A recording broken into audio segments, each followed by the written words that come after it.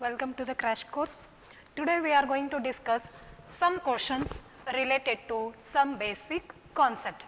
So let me explain you the first question. Here for 1 liter of flask are filled by the gases of nitrogen, neon, nitrogen oxide and sulfur trioxide, okay, at the same temperature and pressure. The ratio of the total number of the atoms of these gases present in different flask would be. See here, all the gases are 1 liter. Those are filled in a different flask which are having the volume of 1 liter.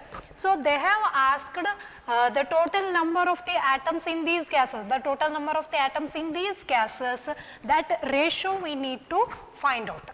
Very simple. So see here, according to Avogadro's hypothesis,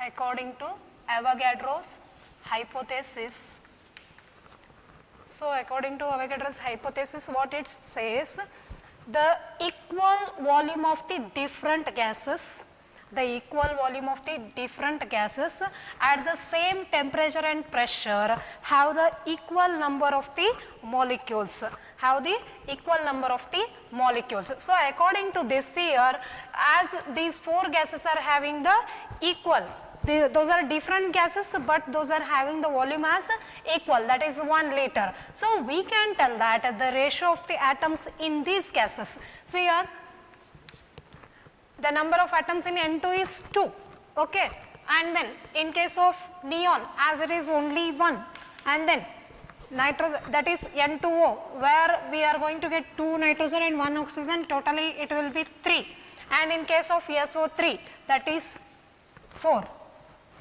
Are you getting? So how we are finding this ratio? On the basis of Avogadro's hypothesis, the equal volume of the different gases at the same temperature and pressure have the equal number of the molecules. So according to this hypothesis, we can able to recognize the ratio as 2:1:3:4. So in the above option, where is this one? A is the answer. Clear? So as number of atoms we are finding, here 2, here only 1, here total 3, here total 4. So this is how we can able to find the answer. Okay, let me tell you the second one. The volume of the gas in a discharge tube is 1.12 into 10 to the power minus 7 milliliter at STP. So they have given that volume of any gas at STP, it has 1.12 into 10 to the power minus 7 milliliter at STP. Then the number of the molecules of the gas in the tube. They have asked the number of the molecules of the gas. So see here, there is a condition STP. Okay, at STP, any gas at STP, any gas has a volume of 22,400 milliliter. So at STP, 22,400 milliliter of any gas contains Avogadro number of particles into 10 to the power 23 molecules. Are you getting? So it means at STP 22,400 milliliter of any gas, it carries 6.022 into 10 to the power 23 molecules. That is Avogadro number of molecules are present. Now what is the question? If 22,400 ml contains this much number of the molecules, means 1.12 into 10 to the power minus 7, that is 1.12 into 10 to the power minus 7 ml consisting of how many molecules? The number of molecules. Simple. So if we go for the ratio, so what will be the number of the molecules in the gas, number of molecules in the gas is equals to, so this much consisting of this much Avogadro number of molecules, then I need to know this much volume, how many molecules are we are going to find out. So it will be 6.022 into 10 to the power 23 into this value 1.12 into 10 to the power minus 7 divided by 22,400. Okay. So, if you calculate this, you are going to get nearly 3.01 into 10 to the power 12. So, what is the option? Option B is the right answer.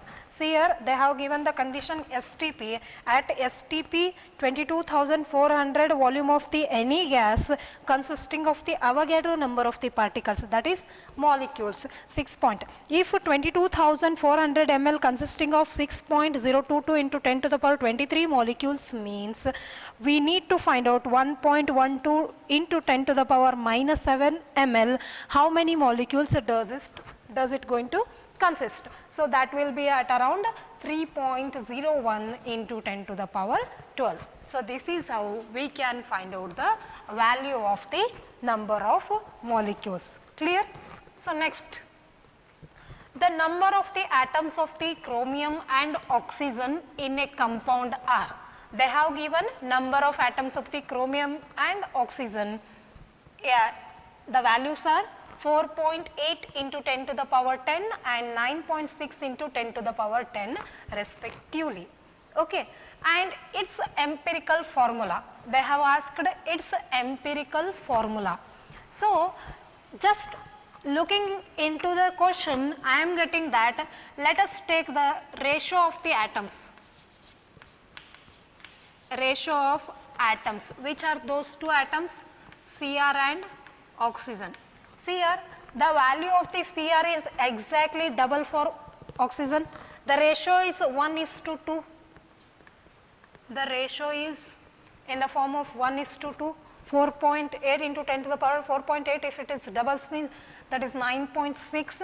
So, we can easily identify that in our empirical formula chromium will be 1 and oxygen will be 2. So, that its empirical formula will be CrO2.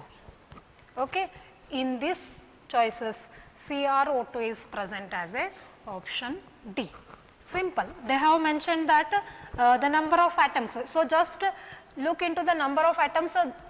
The number of atoms of Cr are double than that of the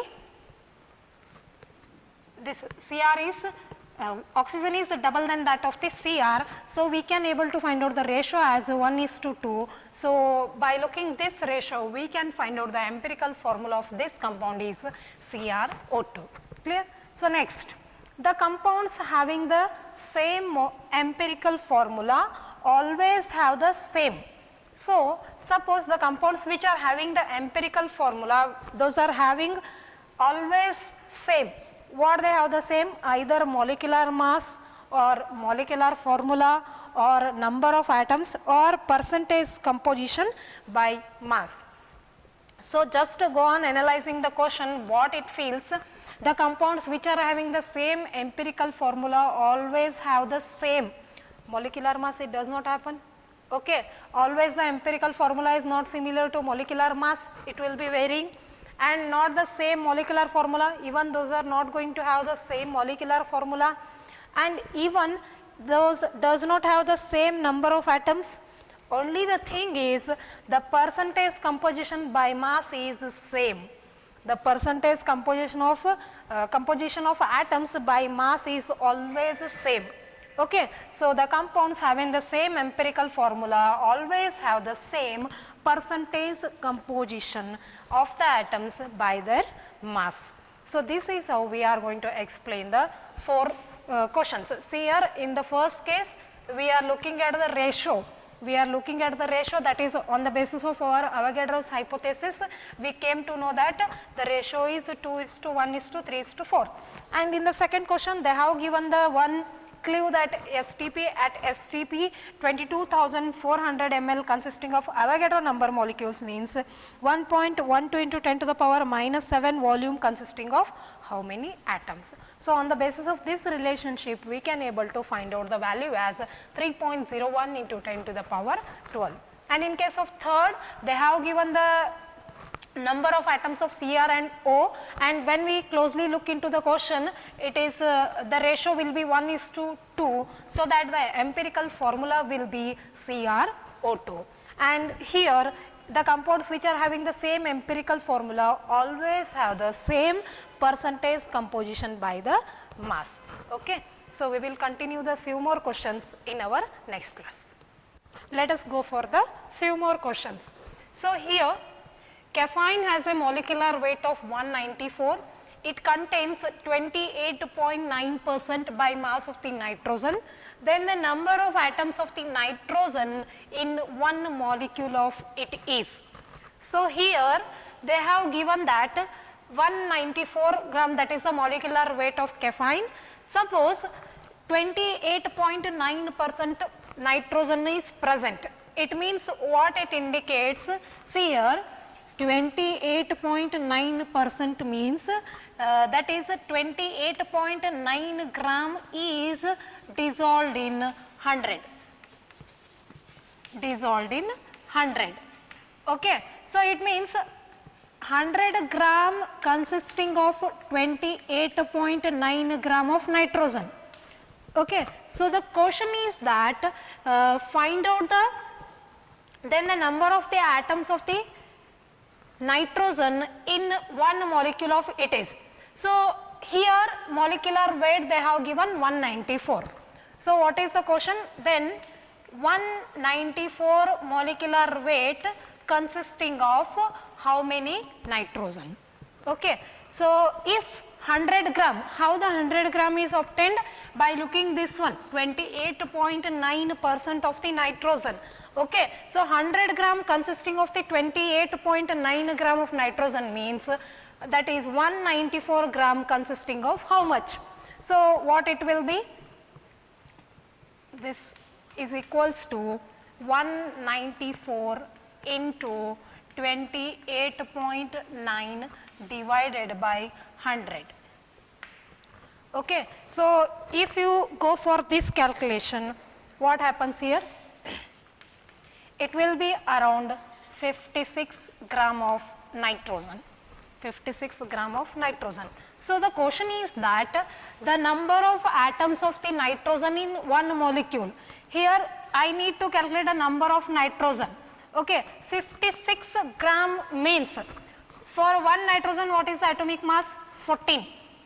Okay. 14 fours are 4.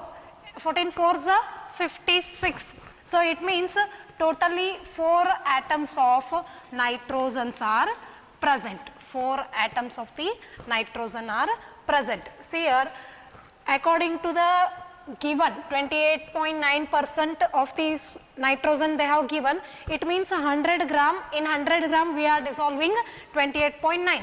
It means 194 how much it carries. So, it will be around 56 gram consisting of the 4 nitrogen atoms. Clear? So, next 10 gram of the glucose is dissolved in 150 gram of the water. The mass percentage of glucose is. So, yesterday I said you the mass percentage is equals to mass of solute divided by mass of solution into 100. This is the formula we are going to have. The mass percentage is equals to mass of the solute divided by mass of the solution into 100. Here they have given that the solute is glucose. So, glucose is dissolved in water. Glucose is dissolved in water. Here glucose is 10 gram. So, that acts as a solute. And then water is, how much water is there? 150 gram. So mass percentage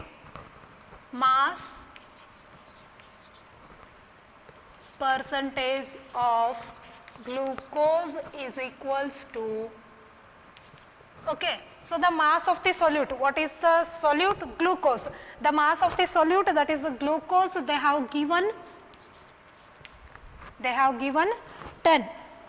Here they have given the 10 divided by, see here, the mass of the solution, it means you have to add solute and solvent together. Here solute and solvent together, it forms the solution.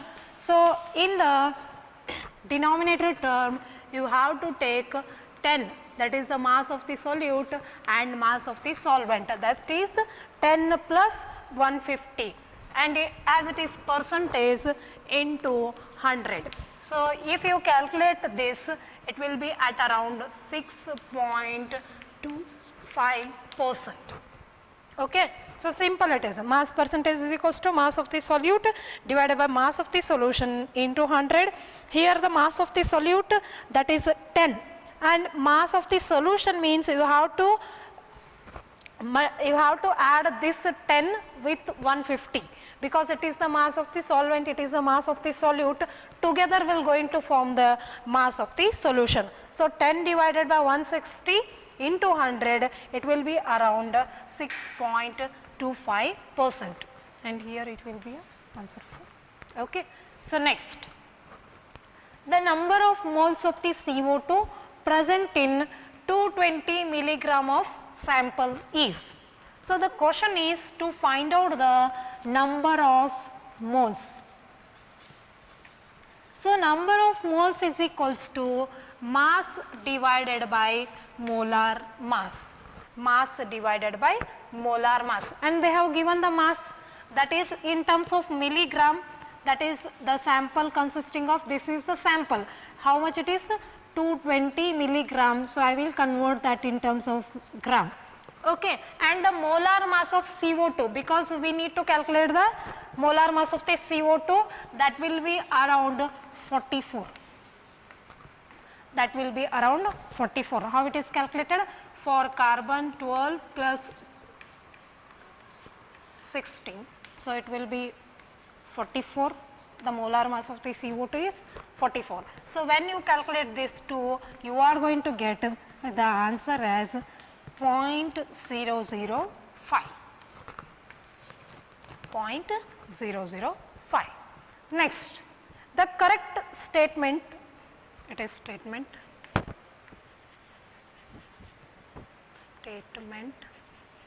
the correct statement about limiting reagent. You heard about the limiting reagent. So they asked that, they have given certain statement, in that statement which is correct for the limiting reagent. So look at the options. First one, it is completely consumed. It is completely consumed. And then second, it remains unconsumed at the end of the reaction. And third one, it gives lowest amount of the product. And fourth one, it gives unpredictable product. It gives unpredictable product. So the definition of limiting reagent itself indicates the which is completely consumed during the reaction. This option does not, this is not correct, this is not correct, this is not correct, because the limiting reagent always will going to consume completely. So in this four option, the first one is the correct statement about the limiting reagent. So once again I will revise here. So here the question is that we have to find out the number of the nitrogen atoms. Number of the nitrogen atoms, they have given that 28.9. So according to that, we came to know that 100 gram we are dissolving this much. It means in 194 gram how much nitrogen can be dissolved. So it will be around 56 gram. So 56 gram consisting of the 4 atoms of the nitrogen.